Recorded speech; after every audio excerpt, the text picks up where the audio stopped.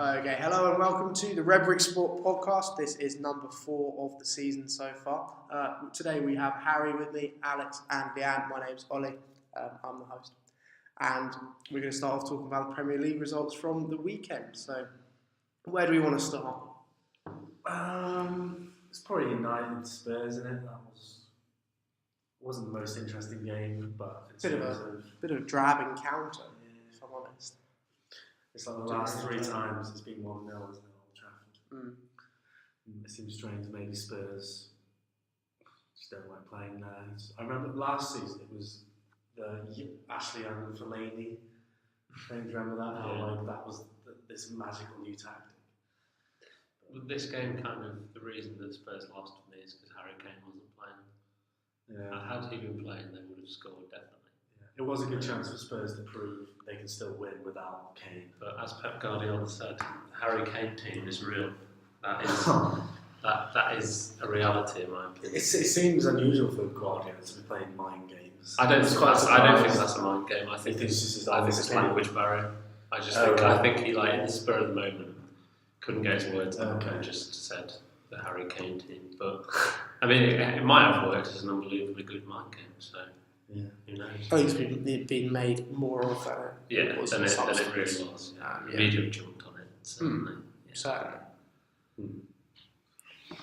Well, on to the other Manchester club, Manchester City. It seems boring to discuss them in detail again. Not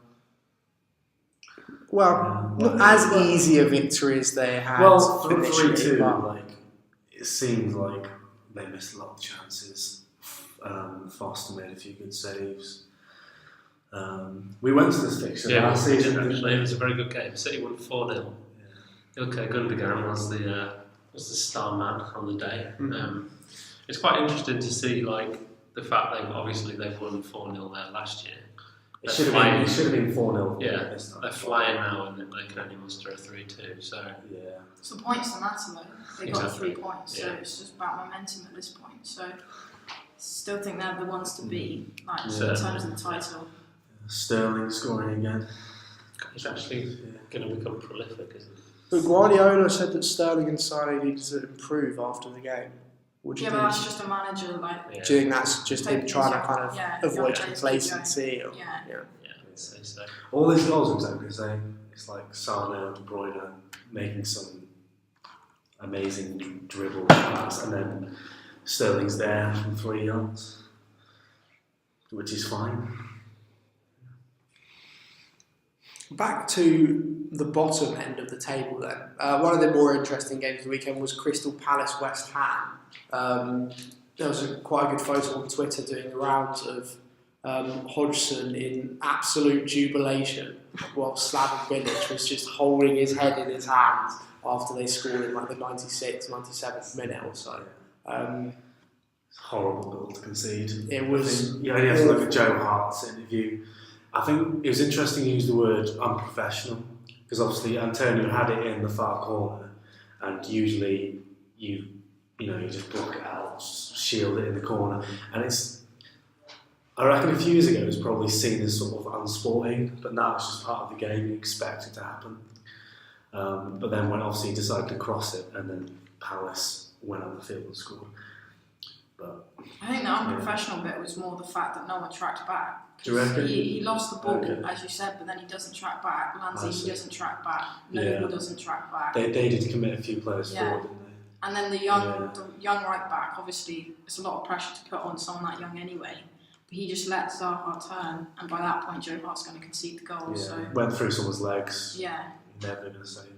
I mean, there's not a whole lot that Joe Hart could do about it, but at the end of the day, it was, I think, probably naive on Antonio's part. Yeah. It was good to see Joe Hart have a good game. Like the one save, I think, was from a header from a corner. It was literally unbelievable. It shows he still has it in him. I just think it's a wasted opportunity for West Ham, though, because they beat Spurs, didn't they, in the Cup, and everyone didn't think they would. But then to sort of squander it against Palace, they're just back to square one. I don't think Bilic is going to last very much longer. I think he's ready for the sack. Sam Allardyce back. Sam Allardyce is the priorities. Pellegrini would be good. I honestly think they'll keep Bilic until the end of the season, because I don't think they'll get relegated. No. I think they basically don't have a plan short term, and they'd rather have some sort of thinly veiled stability in Bilic and then move on from him at the end of the season. Well, Bilic knows the team, he knows the squad. Yeah. If you look at their transfer business this summer, they should be doing a lot better than they are. I mean, Hernandez, he scored at the weekend, but he hasn't really done much else because he's got no support. And then Lanzini's come back, that was supposed to be a big boost and it just hasn't happened. So he's obviously, the players aren't playing for him or something's going wrong on the training ground. But I think someone like Pellegrini would do a lot better. So you think it'd be better to replace him before the rot kind of sets in irreversibly now or almost? by January. I don't think, if they wait till the end of the season, I think they'll go down. Okay. Because it'd be interesting to see how that squad performs Yeah. over the congested kind of winter break if they can't manage it when they're just playing one game a week type thing, then what are they going to do once it gets to 3 games a week for 3 weeks over Christmas? So yeah. Another talking point that I'll come on to comes from, again, sort of more mid-table than anywhere at the top of the league or the relegation zone. Watford Stoke. It was a fairly kind of mundane affair, a 1-0 win for Stoke. But Watford and Stoke have been charged today with, I'm not sure what the exact terming is, but one of those kind of failing to control your players or something like that. But Deeney always tore Around Jarman's head off. around the Troy What Deeney. Stoke did wrong. Yeah. That's It's just strange. the I mean, clip I saw was just Troy Deeney basically rugby tackling Joe all Allen. it and then says a rugby got it. tackle. You Got get it. sent off for Yeah. that. You get sent off for I that don't know what, rugby. and then there's this cheeky little grin. It's very strange. It was almost like malicious. It was a Yeah. really weird kind of facial expression to Paul when he was doing it. Like maybe somebody you'd expect to see like a boxer's weigh in or something, but not when Troy Deeney's like. Troy Deeney, it's common knowledge that he's been in prison for attacking students on Broad Street a few years ago. And for me, that he went back to that person then, because it just seems so animalistic and just you don't ever really see that sort of malicious intent. Really, it's very rare, isn't it? And crazy, just absolutely mad. And maybe he's not the sort of cultured man that he often appears when he's on Match of the Day. Well, he tried to take a bit of a high ground, I would say, when he did that BT Sport interview about Arsenal having cojones, but it's all very well presenting that in the media. Maybe he doesn't have cojones, he's picking on people who are 5'7" tall. Pick on someone your own size. It's fair enough, it's a good shout. Yeah, no, that is it actually. They've been charged by the FA with failing to control their players. Troy Deeney had already been charged. I'm not sure how that stands in terms of the refereeing perspective, because obviously they got yellow cards for it at the time. But he must have not seen it. It was Michael Olli, wasn't it? I'm not sure what the dynamic is, because if they include it in their report, then they can't be charged or whatever has been thrown around in the past. But you made that sound like Michael Olli was implying referee or something. No, he doesn't have eyes, therefore he doesn't spot much. He does miss That's quite a lot. exactly Yeah. Well, isn't he now sort of? He's a good one. Isn't he meant to be the best ref in the Prem now? It's just because he's the youngest. I don't know. Not very high stands. That's quite a debate to be had. Mike Dean's only 49, by the way. I don't know if you knew that. That's incredible news to me. I don't know, when I think about it, kind of Scary. Well, it doesn't rankle with me. I would have said he's at least 59. But, Really? 59? Quite impressive. He's got a very I'd aged say face. that is, yeah, that's He's got quite a the very aged estimation. face. He's had a hard paper on his Mike Dean. He looks like, I get him and Mike Riley confused a lot. Oh, yeah. You know, the head of PGMOL or something. Yeah. Who used to be a referee in the Prem. Anyway, enough about referees for now. Moving on to Liverpool, Leanne. Good result for you. 3 goals, 3 points.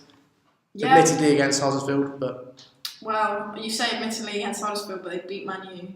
So Exactly. I mean, 3 points count to at this point, and coming into Christmas and the busy fixtures and looking at Maribor on Wednesday, obviously we needed a win, bit of momentum after the massive Spurs loss. So It's a good 3 points, and I thought we played really well. First half we were awful. You're sort of thinking like, what is this team turning up? Is Klopp losing the players? But he said something at half time and they came out and they were far better. Daniel Sturridge getting a goal, albeit a bit lucky, but 3 points matters. So it was good to see him on the score sheet, and hopefully we win on Wednesday. Well, it's all about kind of the confidence and the psychological effect on it. That's the one. But yeah, how do you rate your chances going into Wednesday? You'd hope a solid win, would you not? Given our result against them last time, I'd expect to see 4+ goals again, and hopefully that helps with confidence.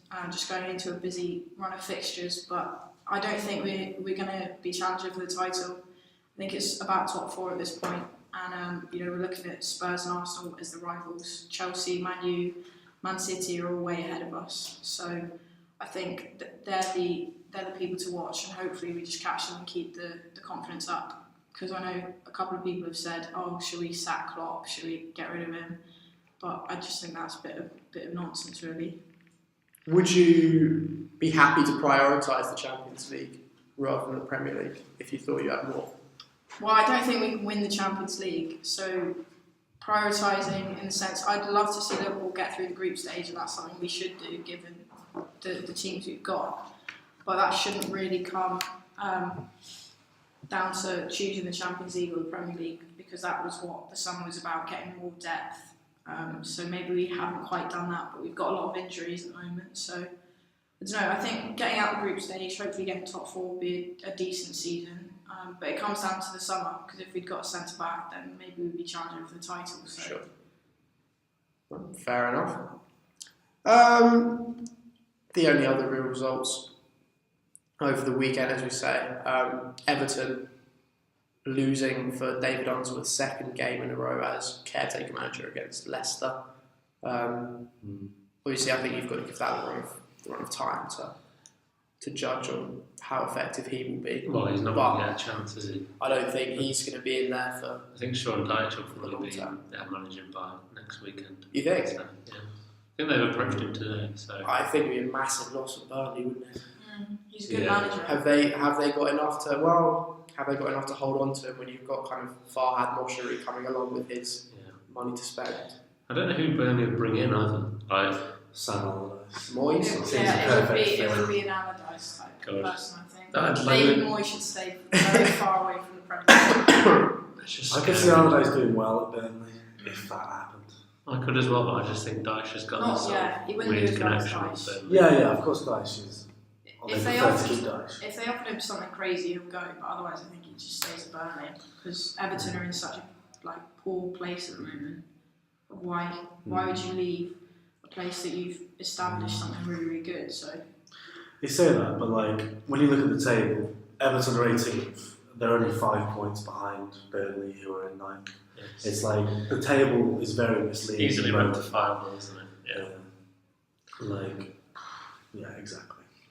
Do you think a managerial change would have an impact on Burnley's league form then? Because it's a distraction they haven't had for the last few seasons. I think they'd have a drop off, because I think they have a very distinctive style of play, which is kind of. Yeah, and Dyche has been there for years. Yeah, Dyche has cultivated that style of play largely. And I do think that Sam Allardyce, for all that he did, for all of his non-relegation record, that sort of thing, I do think he would struggle at Burnley to keep him up, because Dyche has just had a record of doing very well, or doing sort of meeting minimum expectation with that side, overachieving I suppose. But if you look at their away results, it's been crazy good for a team like Burnley. So anyone coming in, if he does leave, they won't do as well as him. Mm-hmm. It's just a hard one to call.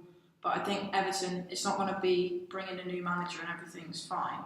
They've got good players, but something's fundamentally wrong if it's going that badly for them at the moment. You look at their summer business and people are like, oh, they've done better than Liverpool, they're going to be ahead of Liverpool type thing. So to be where they are, that's not just down to the manager. Mm.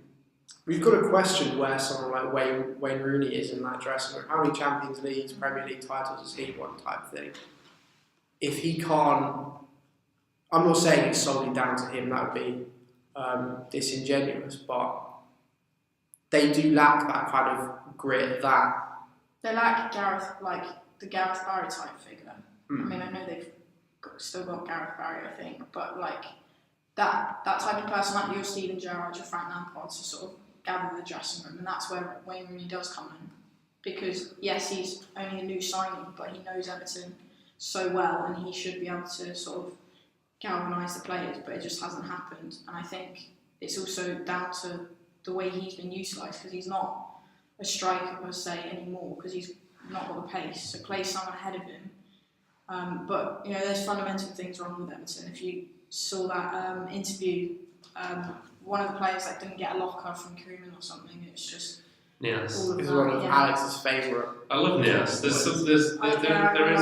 is a poetic irony about Nias scoring the goal that effectively, the last goal that Koeman ever saw as Everton manager. There's something perfect about it, and it just makes me smile when I think about it. Well, and on that lovely note, I think we will head to a break and see you after the break. Okay, we're back then with the Redbrick Sport podcast, and we're going to talk about the big game in Birmingham from the weekend. Harry and Leanne, you were both there. Yes. What were your thoughts? Yeah, I was in the away end. It was an interesting game. Obviously, I'm going to say Villa should have won. But I'll try and be as objective as possible. Villa played very poor in the first half, and I wouldn't say we're lucky not to be behind, but Birmingham had a couple half decent chances. Most notably, I think Olli had a header, which he headed straight to Johnston. But it could have been because the players were a little bit intimidated by the atmosphere. It was very hostile, not helped by obviously the stupid clappers, which were claret and blue, which we found pretty funny, and we let Birmingham fans know. To be fair, I think they were embarrassed by them as well, hence why they chucked them on at the players. I want to make a point as well, obviously they were chucking them at the players and stuff, but they shouldn't really be criticised for that. The fans, Blues fans, shouldn't be criticised for that. It should be the Birmingham City marketing team, whoever's idea it was.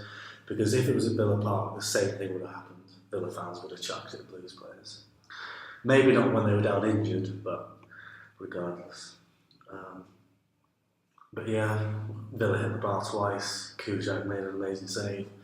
If Villa won that game 1-0, no one would have batted an eyelid.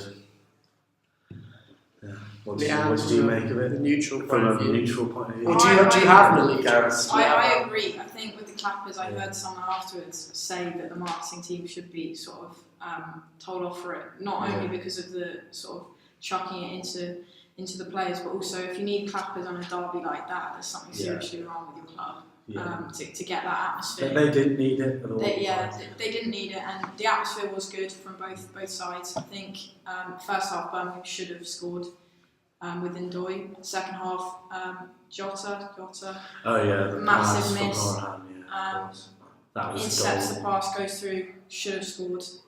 Very, very bad composure, but he had a very good game.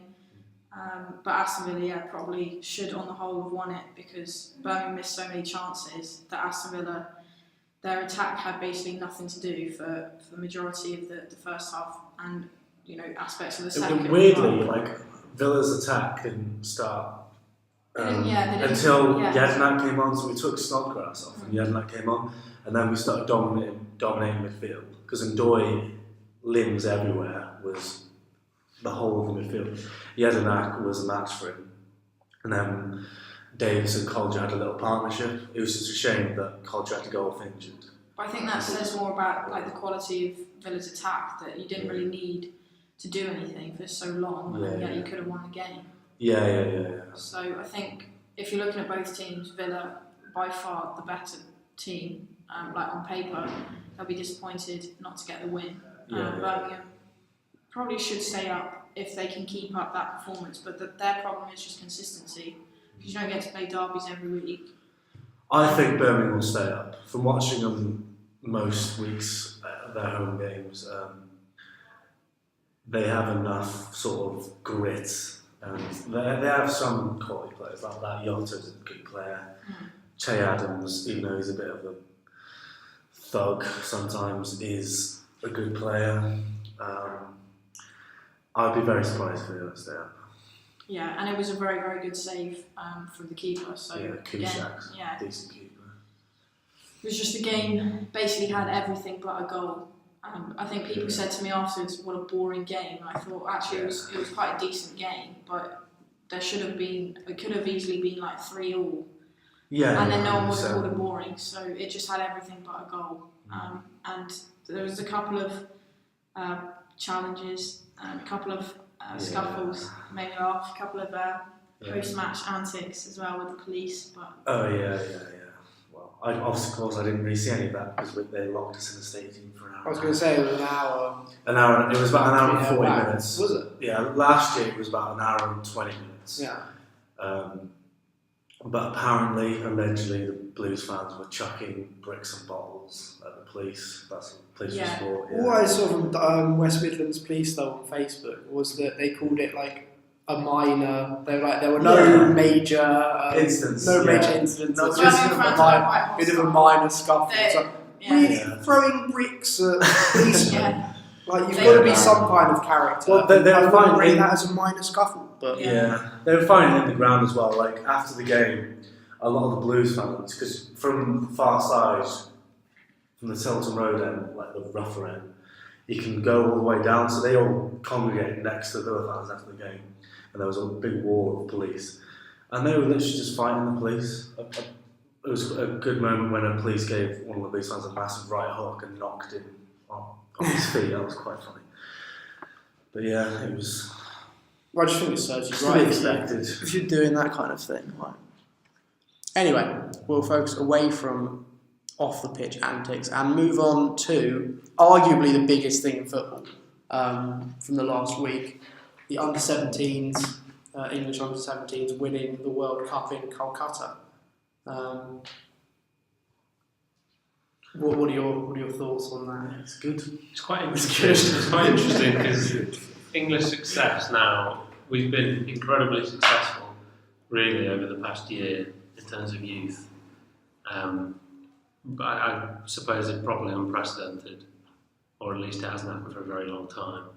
And I think it's quite funny because the general consensus amongst journalists and people who sort of just talk about football is that big clubs are ruining England's youth and sort of leaving them to rot away. And whilst that kind of could be we might remain to see that.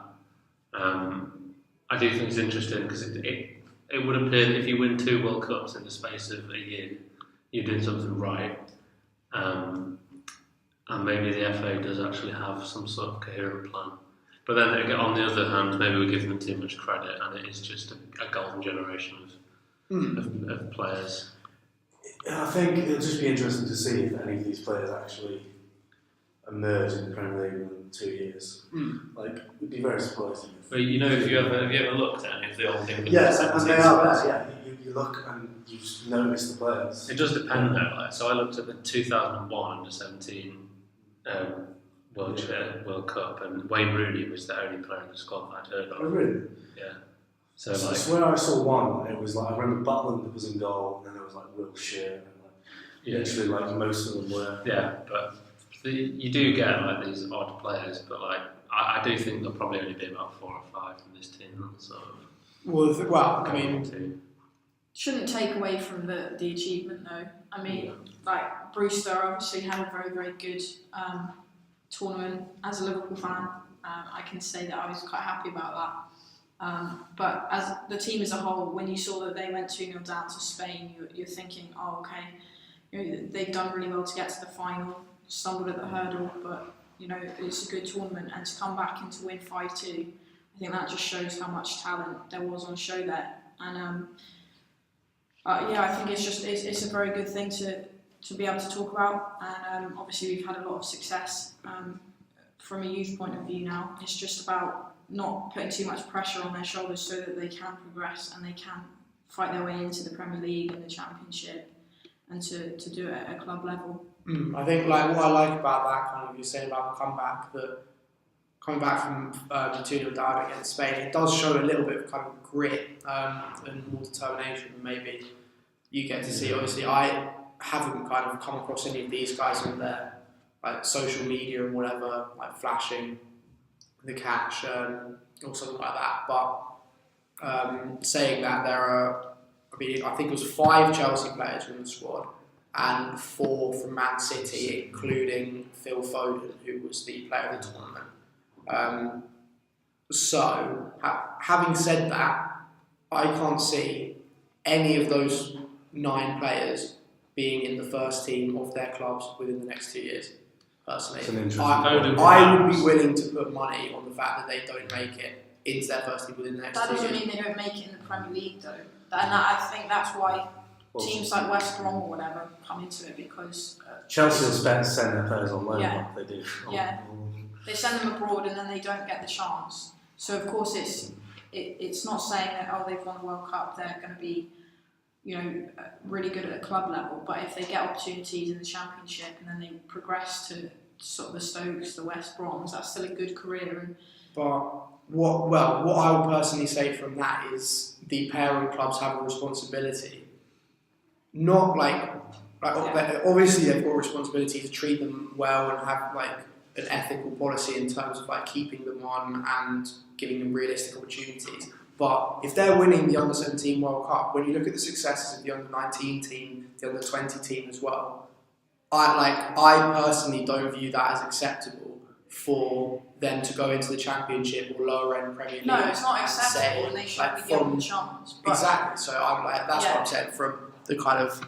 It's a difficult one though. I can't expect City to just, we'll drop Jesus and Aguero. Yeah, no, I'm not saying drop them, but I'm saying that they could be a generation. In a perfect world, they True. would be, and we'd So it love to depends see on their them. development from now on. Yeah, and you look at likes of Raheem Sterling, who did get that chance, but then, as you said, you're not going to drop Aguero or whatever for a young talent who you're sort of gambling on to see if they can do it at a club level. So with increased TV rights and increased money, I don't think it's likely to happen, which is sad. But if the players do get the chance, I hope they get to take it. And I think Brewster is someone, I'm not just saying this as a Liverpool fan, but I think he is someone that could sort of make it, because we don't have many strikers at all. We don't spend the money like City and Chelsea do, so you never know. But I mean, it's a great achievement regardless. Well, yeah, no, I think it's a really positive thing.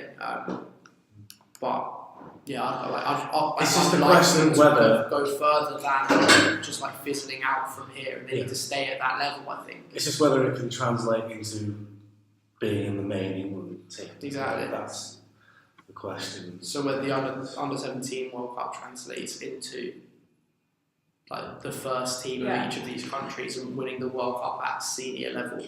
What I would say is it needs regulation. So Chelsea should not be able to send out 39 players on loan every season. And if the FA actually pulled their finger out, the funny thing is the FA effectively could sort of bargain with the Premier League to put regulations upon the Premier League. And they probably could do it, but the thing is, what they do, they're trying to produce young players and promote that within a broken system. And the system won't produce players organically, like forever. It just won't happen.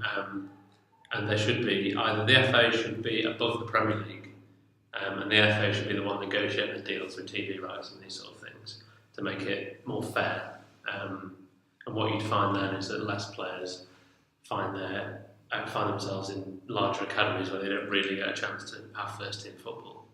The FA are basically fighting a losing battle constantly against basically loads of money and short-term interests of winning the league rather than long-term interests of developing players, because there isn't enough restriction on their ability to win whilst having some sort of restriction on that, so like a homegrown quota or something of that kind.